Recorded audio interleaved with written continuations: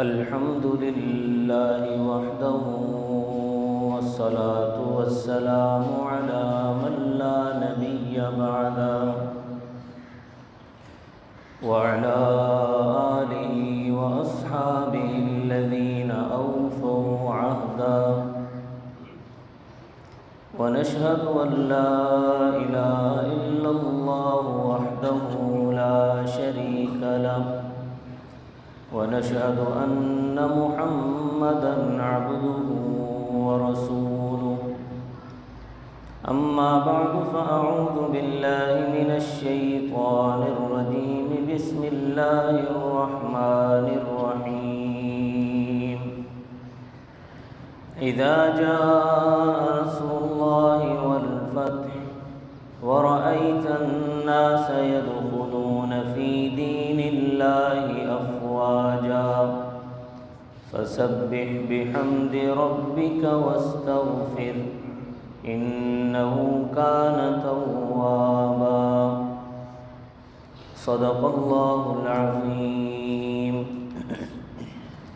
رب اشرح لي صدري ويسر لي أمري واحلل عقدة من لساني يفقهوا قولي رب زدني علما رب زدني علما رب زدني علما سبحانك لا علم لنا إلا ما علمتنا إنك أنت العليم الحكيم. تمام حضرات درود شریف پڑھ لیں. اللهم صل على محمد وعلى آل محمد كما صليت على إبراهيم وعلى آل إبراهيم إنك حميد مجيد. اللهم بارك على محمد وعلى آل محمد كما باركت على إبراهيم وعلى آل إبراهيم إنك حميد مجيد. معزز سامعین گرامی قدر،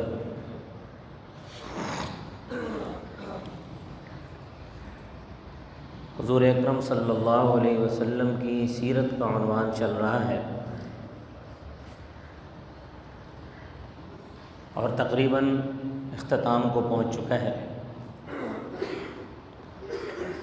بات یہاں تک پہنچی تھی سن 9 ہجری میں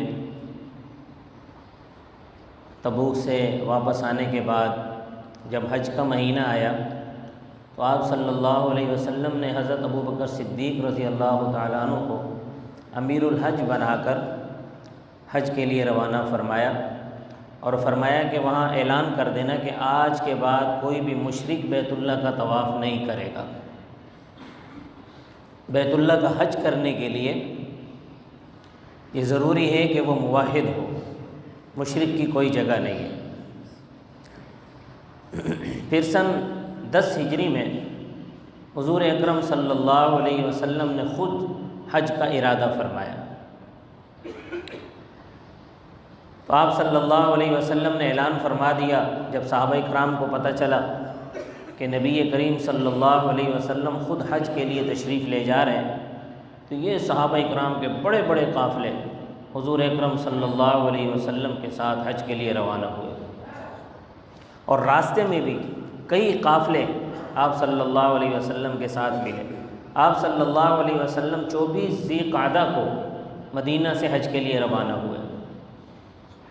احرام باندھ کر جب آپ صلی اللہ علیہ وسلم مکہ پہنچے تو آپ صلی اللہ علیہ وسلم نے فرمایا کہ جو لوگ ہدی کے جانور ساتھ نہیں لائے ہیں وہ طواف کر کے اپنے احرام کھول لیں.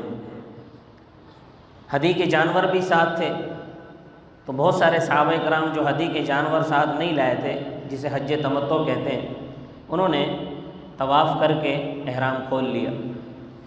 آپ صلی اللہ علیہ وسلم نے سب سے پہلے طواف کیا. دار الحلیفہ سے ذوالحلیفہ ایک جگہ تھی، وہاں سے آپ صلی اللہ علیہ وسلم نے احرام باندھا اور تلبیہ پڑھا۔ تلبیہ ایسے ہی ہوتا ہے جیسا کہ نماز سے پہلے اذان دی جاتی ہے۔ نماز سے پہلے اذان ہوتی ہے اور حج کے احرام باندھنے سے پہلے تلبیہ ہوتا ہے۔ تو آپ صلی اللہ علیہ وسلم نے تلبیہ پڑھا، پھر مکہ جا کر طواف، سب سے پہلے طواف فرمایا۔ حجر اسود سے طواف شروع کیا اور حجر اسود پہ ہی طواف کو ختم فرمایا، اور صحابہ کرام سے کہا کہ تم لوگ مجھ سے حج کے مناسک سیکھ لو کہ حج اس طرح ادا کیا جائے گا۔ تو صحابہ کرام حضور صلی اللہ علیہ وسلم کے ایک ایک عمل کو غور سے دیکھ رہے تھے۔ طواف کے بعد آپ صلی اللہ علیہ وسلم اس جگہ پر واپس تشریف لائے جہاں آپ نے قیام فرمایا ہوا تھا۔ پھر اگلے دن وہیں سے آپ صلی اللہ علیہ وسلم غالباً تقریباً 8 تاریخ کو، 8 ذی الحجہ کو مینا تشریف لے گئے۔ مینا میں پہنچ کر آپ صلی اللہ علیہ وسلم نے 5 نمازیں وہیں مینا میں ادا فرمائیں، ظہر، عصر، مغرب، عشاء اور اگلے دن کی فجر، یعنی 9ویں کی فجر۔ 5 نمازیں وہاں ادا فرمائیں۔ پھر اس کے بعد آپ صلی اللہ علیہ وسلم عرفات میں تشریف لے آئے۔ عرفات میں جہاں پر آج مسجد نمرہ موجود ہے، اس جگہ پر آپ صلی اللہ علیہ وسلم نے خطبہ ارشاد فرمایا۔ ظہر اور عصر کی نماز عرفات میں ادا کی۔ پھر اس کے بعد آپ صلی اللہ علیہ وسلم جبل رحمت پہ تشریف، جبل رحمت کے دامن میں تشریف لے گئے۔ وہاں آپ صلی اللہ علیہ وسلم نے بڑی دعائیں مانگی، بہت دعائیں امت کے حق میں مانگی۔ ان میں سے ایک دعا یہ بھی مانگی کہ یا اللہ، میری امت میں اگر کوئی آدمی ظالم ہو جائے اور کسی پر ظلم کر دے تو یا اللہ مظلوم کا بدلہ تو اپنی طرف سے ادا کر دینا، میری امت کے ظالم کو معاف فرما دینا۔ اس حد تک آپ صلی اللہ علیہ وسلم نے دعائیں فرمائیں۔ پھر وہاں سے آپ صلی اللہ علیہ وسلم جب یہ جبل رحمت کے دامن میں ہی آپ دعائیں کر رہے تھے، یہیں پر قرآن کریم کی آیت نازل ہوئی، الیوم اکملت لکم دینکم واتممت علیکم نعمتی ورضیت لکم الاسلام دینا، کہ آج کے دن تمہارے لیے تمہارا دین مکمل کر دیا گیا ہے اور اللہ پاک تمہارے لیے دین اسلام پر راضی ہو گیا ہے۔ یہ بہت بڑی آیت تھی، یہ اتنی بڑی آیت تھی کہ یہودیوں نے کہا کہ اگر یہ آیت ہم پر نازل ہوئی ہوتی تو ہم اس دن کو عید کا دن قرار دیتے، کیونکہ دین مکمل ہو گیا۔ وہ دین جو حضرت آدم علیہ السلام سے شروع ہوا تھا، 1,24,000 انبیاء اس دین کو لے کر چلتے رہے، بالآخر حضور اکرم صلی اللہ علیہ وسلم پر آ کر یہ دین تمام ہوا اور مکمل ہو گیا۔ اور اللہ تبارک و تعالی نے اعلان فرما دیا کہ آج کے دین مکمل ہو چکا ہے، تمہارا دین تمہارے لیے مکمل کر دیا گیا ہے۔ حضرت عمر فاروق رضی اللہ تعالیٰ عنہ نے یہودیوں سے کہا کہ مجھے معلوم ہے کہ یہ آیت کس وقت اتری تھی اور کس جگہ پر نازل ہوئی تھی۔ وہ عید کا دن ہی تو تھا، جمعے کا دن تھا، عرفات میں آپ صلی اللہ علیہ وسلم کا قیام تھا اور حج کا موسم تھا، حج کا مہینہ تھا، تو یہ عید کا ہی دن تھا۔ یہ آیت نازل ہونے کی جگہ جبل الرحمت ہے۔ پھر آپ صلی اللہ علیہ وسلم نے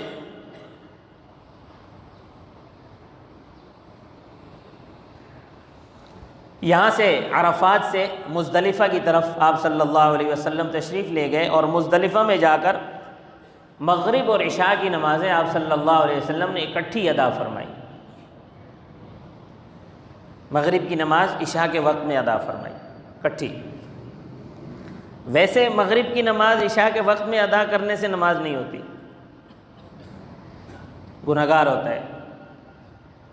ہاں، لیکن حج کے موسم میں کوئی حاجی اگر حاجی کے لیے یہ ضروری ہے کہ وہ مزدلفہ میں جا کر مغرب اور عشاء کی نماز اکٹھی ادا کریں، مغرب بھی عشاء کے وقت میں ادا کریں۔ اس سے کیا پتہ چلا؟ اس سے یہ پتہ چلا کہ اوقات کی اہمیت نہیں ہے، اوقات کی اہمیت نہیں ہے، اللہ کے حکم کی اہمیت ہے۔ اللہ کا حکم یہ ہے کہ نمازوں کو ان اوقات میں ادا کرنا ہے تو انہی اوقات میں ادا کرنا ہوگا، لیکن جب اللہ کا حکم آ جائے کہ مزدلفہ میں مغرب اور عشاء کی نماز اکٹھی پڑھنی ہے تو اکٹھی پڑھنے سے ادا ہوگی۔ نبی کریم صلی اللہ علیہ وسلم کے ذریعے سے امت کو یہ باور کرانا مقصود تھا کہ یہاں مغرب اور عشاء اکٹھی اس لیے پڑھی جا رہی ہے کہ ہمارا حکم ہے، بس پڑھو، اور اپنے گھر میں رہتے ہوئے نمازوں کو ان کے اوقات میں ادا کیوں کیا جا رہا ہے؟ اس لیے کہ ہمارا حکم ہے۔ اوقات کی اہمیت نہیں ہے، اللہ کے حکم کی اہمیت ہے۔ یہاں پر آپ صلی اللہ علیہ وسلم نے مزدلفہ میں ایک رات گزاری، اور پھر اس کے بعد آپ صلی اللہ علیہ وسلم منا میں تشریف لے گئے، اور منا میں سب سے اول جو جمرہ اولا تھا اس کی رمی فرمائی۔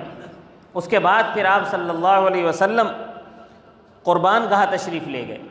قربان گاہ میں جا کر آپ صلی اللہ علیہ وسلم نے اپنی عمر کے حساب سے 63 اونٹ ذبح کیے، 63 اونٹ اپنی عمر کے حساب سے ذبح کیے، یعنی ہر سال کا ایک اونٹ۔ روایات میں آتا ہے کہ آپ صلی اللہ علیہ وسلم جب اونٹ قربان فرما رہے تھے تو اونٹوں کے اندر یہ دوڑ لگی ہوئی تھی کہ کون پہلے حضور صلی اللہ علیہ وسلم کے ہاتھ سے ذبح ہوگا۔ اونٹ پہلو تہی کر رہے تھے کہ کون سب سے پہلے آگے دوڑ کر جائے اور حضور کے ہاتھ سے ذبح ہو۔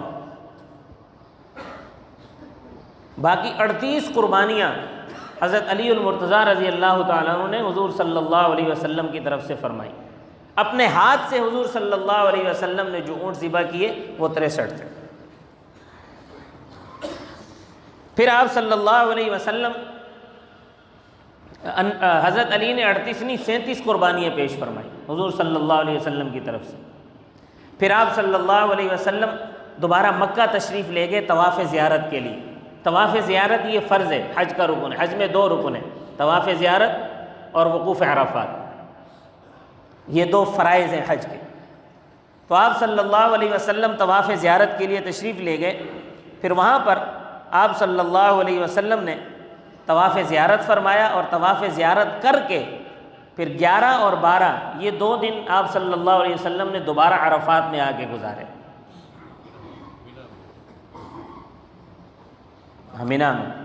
منا میں عرفات میں گزارے۔ پھر اس کے بعد منا دوبارہ تشریف لے گئے، وہاں جا کر رمی جمرات کی، دوبارہ رمی جمرات کی۔ یا آپ منا میں جاتے ہیں، منا میں تشریف لے گئے تو وہاں جا کر آپ صلی اللہ علیہ وسلم نے 2 دن وہاں گزارے اور رمی جمرات فرمائی۔ پھر اس کے بعد وہاں منا میں آپ صلی اللہ علیہ وسلم نے ایک خطبہ ارشاد فرمایا، جسے حجۃ الوداع، خطبہ حجۃ الوداع کہا جاتا ہے، جس میں آپ صلی اللہ علیہ وسلم نے فرمایا کہ اے لوگوں، جس طرح یہ دن تمہارے لیے مقدس ہے، یہ مہینہ تمہارے لیے مقدس ہے، جس طرح یہ ایام تمہارے لیے مقدس ہیں، جس طرح یہ مہینہ قابل احترام ہے، اسی طرح اللہ تبارک و تعالی نے تم پر ایک دوسرے کا احترام بھی فرض کر دیا ہے۔ آپس کا خون، آپس کی عزت، آپس کا مال ایک دوسرے پر اللہ نے حرام کر دیا ہے۔ کوئی کسی کو ناحق قتل نہیں کر سکتا، کوئی کسی کا ناحق مال نہیں ہتھیا سکتا، اللہ پاک نے حرام فرما دیا ہے۔ اور فرمایا کہ میرے بعد خبردار کفر کی طرف نہ لوٹ جانا، بلکہ توحید پر قائم رہنا، میرے بعد ایک دوسرے کے درپے نہ ہو جانا، میرے بعد ایک دوسرے کے خون کے پیاسے نہ ہو جانا۔ اے لوگوں سن لو، تم سب کا رب ایک ہے، تم سب کا باپ ایک ہے، یعنی حضرت آدم علیہ السلام۔ لہٰذا جب تم سب کا باپ ایک ہے تو کسی گورے کو کسی کالے پر کوئی فضیلت حاصل نہیں ہے، کسی عربی کو کسی عجمی پر کوئی فضیلت حاصل نہیں ہے۔ اللہ کے ہاں پسندیدہ وہ ہوگا جو زیادہ متقی ہوگا، جو تقوی والا ہوگا، وہ چاہے عربی ہو، وہ چاہے عجمی ہو، وہ چاہے کالا ہو، وہ چاہے گورا ہو، وہ کوئی ہو، اگر متقی ہے تو اللہ کے ہاں زیادہ پسندیدہ ہے۔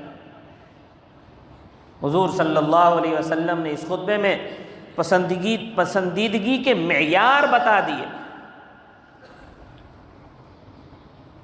پھر آپ صلی اللہ علیہ وسلم نے فرمایا کہ اے لوگوں، میں حوض کوثر پر تم لوگوں کا انتظار کروں گا، اور فرمایا کہ میرا حوض، اللہ پاک نے تمام انبیاء کو حوض عطا فرمایا ہے، لیکن میرا حوض سب سے بڑا ہوگا۔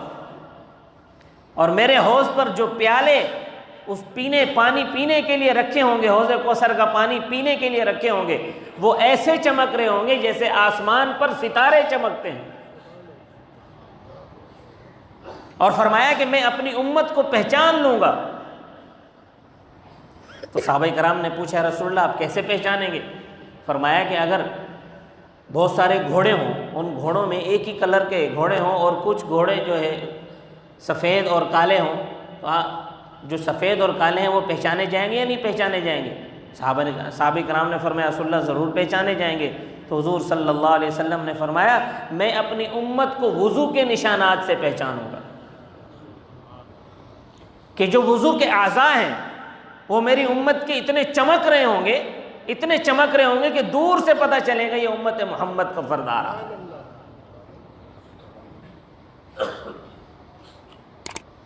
پھر آپ صلی اللہ علیہ وسلم نے فرمایا لوگوں دیکھو تم مجھے اس دن رسوا مت کرنا۔ حدیث کے الفاظ یہ ہیں کہ تم اس دن میرا چہرہ سیاہ نہ کرنا۔ یہ الفاظ آپ سنیں تو جھنجھوڑ کر رکھ دینے والے الفاظ ہیں کہ تم مجھے اس دن رسوا مت کرنا۔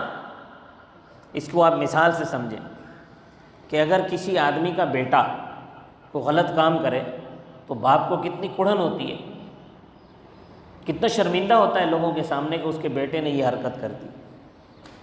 حضور اکرم صلی اللہ علیہ وسلم تو باپ سے کروڑہا درجہ آگے ہیں،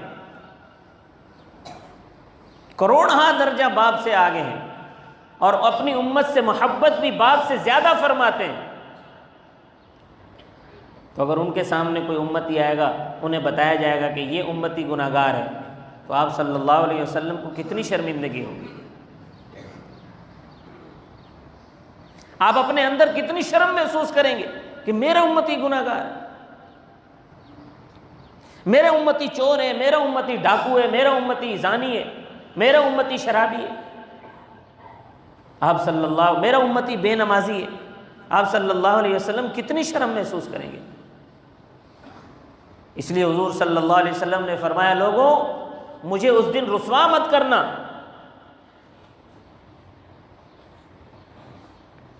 حضور اکرم صلی اللہ علیہ وسلم کے اس فرمانے کا مطلب یہی تھا کہ دنیا کے اندر رہتے ہوئے ایسے کام مت کرنا جن کی وجہ سے مجھے شرمندگی اٹھانی پڑے آخرت میں۔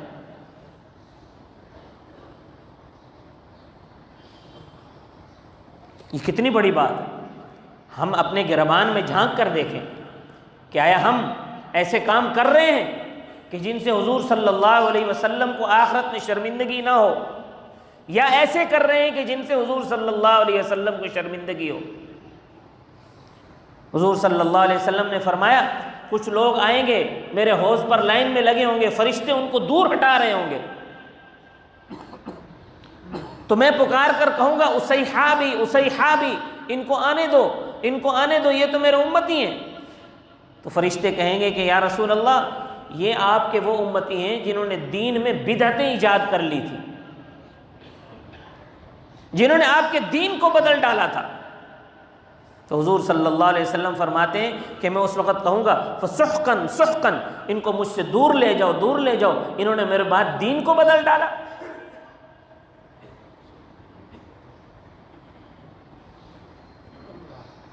تو ایسے کام کریں کہ جن سے حضور صلی اللہ علیہ وسلم کو آخرت میں شرمندگی نہ ہو۔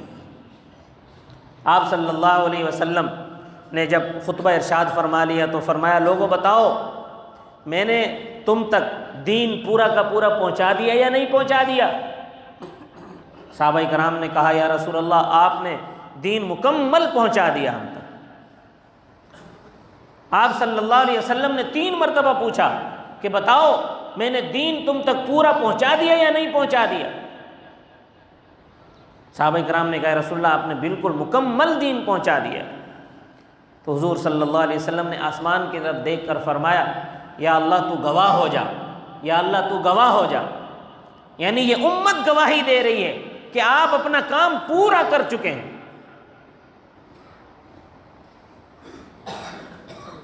اب اگر کوئی کہے کہ نہیں حضور صلی اللہ علیہ وسلم کے اس دنیا سے پردہ فرمانے کے بعد معاذ اللہ سارے کے سارے مرتد ہو گئے تھے، سارے صحابہ مرتد ہو گئے تھے، تو نبی کا کام پورا ہوا یا ادھورا ہوا؟ ادھورا ہوا نا۔ اگر سارے مرتد ہو گئے تو مطلب تربیت صحیح نہیں کی، دین صحیح نہیں سکھایا۔ تو اگر سارے مرتد ہو گئے، سارے دین سے پھر گئے، تو گویا معاذ اللہ رسول اللہ صلی اللہ علیہ وسلم تو ناکام ٹھہرے، پھر آپ کامیاب تو نہ ہوئے۔ ہمارا یہ عقیدہ ہے، یہ ایمان ہے کہ رسول اللہ صلی اللہ علیہ وسلم جب اس دنیا سے تشریف لے گئے تو کامیاب۔ آپ نے ایسی جماعت اپنے بعد کھڑی کر دی جو رسول اللہ صلی اللہ علیہ وسلم کے دین کو لے کر پوری دنیا میں پھیل گئی، اور اس دین کو پوری دنیا میں پہنچا دیا۔ آج ہم مسلمان ہیں، آپ مسلمان ہیں، آپ کا بچہ پیدا ہوتا ہے مسلمان پیدا ہوتا ہے، یہ برکت ہے صحابہ کرام کی، یہ صحابہ کرام کی محنتوں کا ثمر ہے، صحابہ کرام کی دعوت کا ثمر ہے کہ آج ہم اور آپ مسلمان ہیں۔ اب دنیا کے کس کونے میں صحابہ کی قبر نہیں ملتی؟ آپ کسی بھی دنیا کے کونے میں چلے جائیں، صحابہ کرام کی قبریں آپ کو ملیں گی۔ یہ صحابہ کو کیا ضرورت تھی؟ یہ وہ تڑپ تھی جو رسول اللہ صلی اللہ علیہ وسلم نے ان کے دلوں میں پیدا فرما دی تھی، یہ وہ شوق اور جذبہ تھا جو رسول اللہ نے ان کے دلوں میں پیدا فرما دیا تھا۔ اس جذبے اور شوق کے تحت عرب سے اٹھے اور پوری دنیا میں پھیل گئے، دنیا کے ایک ایک خطے میں، ایک ایک کونے میں، سمندر پار تک اس دین کو پہنچایا، کیونکہ حضور صلی اللہ علیہ وسلم نے وعدہ لیا تھا کہ اے لوگوں، حجۃ الوداع کے موقع پر تم پر یہ فرض ہے کہ مجھ سے جو تم سن رہے ہو وہ تم نے دوسروں تک پہنچانا ہے، ان تک پہنچانا ہے جنہوں نے نہیں سنا۔ تو صحابہ کرام نے حضور صلی اللہ علیہ وسلم سے وہ وعدہ جو کیا تھا اس کو پورا کیا، اور دنیا کے کونے کونے تک پھیل گئے۔ تو ہمارا یہ عقیدہ ہے اور یہ نظریہ ہے کہ حضور صلی اللہ علیہ وسلم جب اس دنیا سے تشریف لے گئے تو کامیاب، آپ ناکام نہیں ہوئے۔ اگر کوئی کہتا ہے کہ حضور ناکام ہوئے، اگر کوئی کہتا ہے کہ حضور کے بعد جو ان کے ساتھی تھے، جو ان کے شاگرد تھے، وہ دین سے پھر گئے، وہ دین سے ہٹ گئے، تو وہ خود مرتد ہو سکتا ہے، وہ خود دجال تو ہو سکتا ہے، مسلمان نہیں ہو سکتا۔ کہ جو حضور صلی اللہ علیہ وسلم کو ناکام سمجھے وہ کیسے مسلمان ہے؟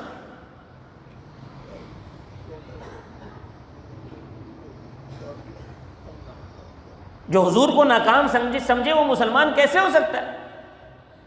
حضور صلی اللہ علیہ وسلم کامیاب، اور صحابہ کرام نے کہا یا رسول اللہ آپ نے ہم تک پورا دین پہنچا دیا ہے۔ حضور صلی اللہ علیہ وسلم نے اللہ کو گواہ بنا کر کہا کہ یا اللہ تو گواہ رہنا، یہ میری امت، یہ تیرے بندے میرے حق میں گواہی دے رہے ہیں کہ جو پیغام میں نے آپ سے سنا تھا، جو پیغام آپ نے مجھے دیا تھا کہ اس پیغام کو اپنی امت کے حوالے کر دو، یا اللہ وہ پیغام میں امت کے حوالے کر چکا ہوں، یہ امت گواہی دے رہی ہے کہ یہ پیغام حوالے ہو چکا ہے۔ اس کے بعد پھر آپ صلی اللہ علیہ وسلم حج کر کے مدینہ واپس تشریف لے آئے۔ یہاں پر ایک دن آپ صلی اللہ علیہ وسلم ایک دن سفر کے مہینے میں 29 سفر کو جنت البقیع میں ایک جنازے کے سلسلے میں تشریف لے گئے۔ وہاں سے واپسی پر آپ صلی اللہ علیہ وسلم پر بخار کا اثر ہوا، اور آپ صلی اللہ علیہ وسلم 29 سفر سے بیمار ہو گئے، اور یہ مرض آپ کا مرض الوفات کہلاتا ہے۔ انشاءاللہ اس کی تفصیل اگلے جمعے بیان کریں گے۔ اللہ پاک مجھے اور آپ کو عمل کی توفیق عطا فرمائے۔ وما علینا الا البلاغ المبین۔